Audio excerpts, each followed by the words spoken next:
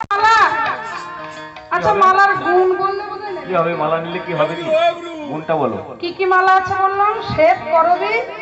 শ্বেত করবী, পদ্ম, গাঁদা, গোলাপ, চাঁপা।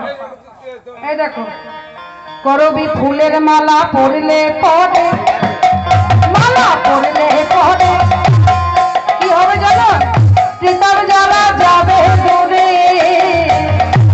করবী ফুলের মালা পরলে পরে, ও পরলে পরে চিতার জ্বালা যাবে দূরে। করবী, শ্বেত করবী মানে সাদা করবী ফুল, সেই ফুলের মালা পরলে চিতার জ্বালা দূরে যাবে। চিতার জ্বালা কি? আদি দৈবিক, আদি ভৌতিক আর আদি আধ্যাত্মিক, এই তিন প্রকার জ্বালায় আমরা জর্জরিত মা। কেমন বলছে? এই করবী ফুলের মালা যদি পরে গোবিন্দের হাতের স্পর্শে, তাহলে তার চিতার জ্বালা দূরীভূত হবে। আর কি আছে গো?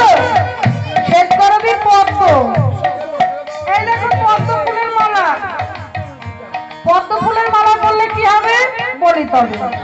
পদ্ম ফুলের মালা পরলে পরে, ও মালা পরলে পরে ধনরত্ন বৃদ্ধি পাবে। পদ্ম ফুলের মালা পরলে পরে, ও পরলে পরে ধনজন বৃদ্ধি পাবে। ধনে জনে বৃদ্ধি পাবে পদ্ম ফুলের মালা পরলে। কারণ কি বলতো? পদ্ম ফুল প্রিয় কার? কোন দেবী? মা লক্ষ্মী পুজোর পদ্ম ফুল লাগে না? হ্যাঁ, তাই বলছে পদ্ম ফুলের মালা যদি নেও তাহলে কি হবে? ধন রত্ন তোমার বৃদ্ধি হবে। কেমন?